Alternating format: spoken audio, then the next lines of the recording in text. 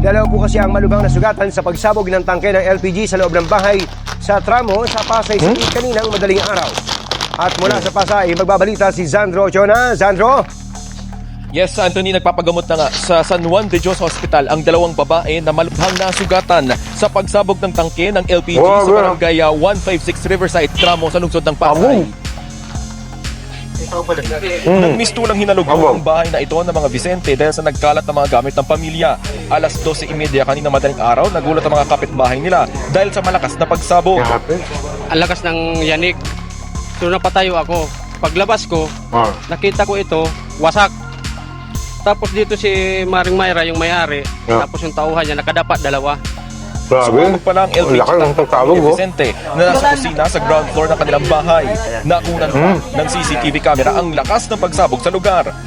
Agad namang isinugod sa San Juan. Hindi naman sumabog yung ano. Vicente at ang tauhan nitong si Excel Sordilla matapos magkaroon ng lapto sa katawan dahil sa pagsabog ng LPG tank.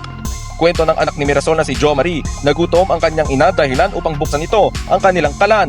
Yung hose ng tangke, tanggal na daw po sa kalan, tapos sumisingaw na po. Bali yung buong bahay na puno ng gas. Maya-maya daw po, wala na daw yung amoy. Tapos nagutom si mama. Tinry niya raw buksan yung kalan, biglang umapoy daw. Ayun, doon na po nagsimula. Sa ngayon ay balak ilipat ang mga kamag-anak ng biktima sa ibang ospital na may burn unit o mga kagamitan na kayang gumamot ng mga tinamong sugat ng mga ito. Anthony, kinordona na ng mga otoridad ang harapang bahagi ng bahay ng pamilya Vicente matapos nga ang naturang pagsabog. Balik sa iyo, Anthony. Patayin ka muna. Usapan tayo sa pagsabog sa kalan, ano? Kanina, napakinggan mo. Just nakita mo din, di ba? Hindi naman nasunog, hindi naman nabaak na ano yung kalan o yung tangke. Hindi naman talaga. Will you please repeat it? Sumabog yung tangke, no? Sumabog yung LPG. Yun laman ng tangke. So, di ho talaga sumasabog ang tangke. Maliban nila kung ilagay ito sa apoy talaga. Narinig mo ako? Nakinig ka ba talaga? Kung napakinggan mo, sinabi doon, nag-lose na daw yung hose noon. Nag-amoy gas daw sa loob ng bahay. Ngayon, siguro, ang ginawa nila, binuksan lang nila yung bintana para mawala yung amoy. Kaya, siguro, electric fan, yun nandun sa bintana para mawala yung amoy. So, nung mawala ng amoy, siguro ang ginawa nila, inayos na uli nila yung kalan. Tangke, inayos na uli nila. Hose, kakabitan ng hose. Siguro, gabi na yun, no? Madaling araw, nagutom, no? So, ang nangyari doon, batay sa scenario na naisip ko, ang gas kasi, dalawang klaseng gas yan, ang nasa tangke natin. Butane at propane. Yan, dalawang gas na yan, yung LPG gas na yan, liquefied petroleum gas, ay mabibigat po yan. So, nasa baba po talaga. Hindi siya, although natatangay siya ng hangin, hindi sa taas, sa baba. Nagpaypay ka ng hangin, patatangay yan palabas. Dapat kaya sana ginawa nila. Kasi nga, wala nag-explain ito. No? So, siguro inisip ng nanay na wala na namang amoy. At the same time, kanina pa yon. So, check siguro siya, mag-amoy siya, wala namang amoy. Ang problema doon, yung LPG na yan, nakadetect ng spark, ng ignition, tuloy-tuloy yan. Sabog talaga yan. Pakita ko sa inyo, meron ako dito butane gas para makita nyo na talagang hindi siya lumulutang. Hindi siya tulad ng hangin na nasa ere. What?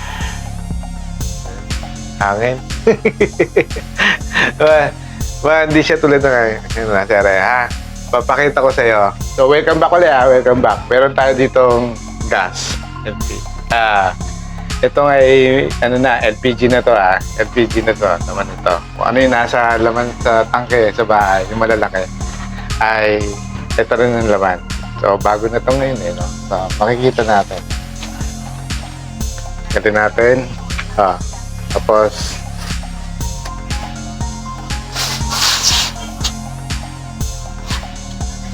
pindutin ko na ito, Ayan.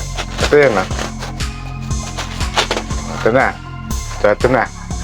Yun, dapat tulutag siya, di ba? Pero hindi, Mas mabigat pa nga, Bigat.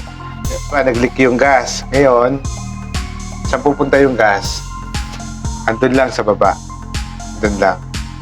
Kung may hangin dito, matatabo yan pa labas. Matatabo yan. O, paano siya matataboy? Minsan, ayun o. O, yan.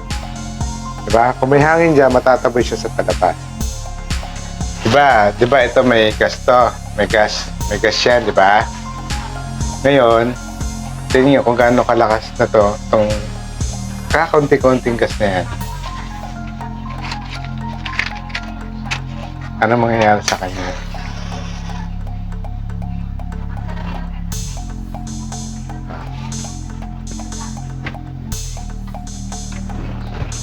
Ayan na.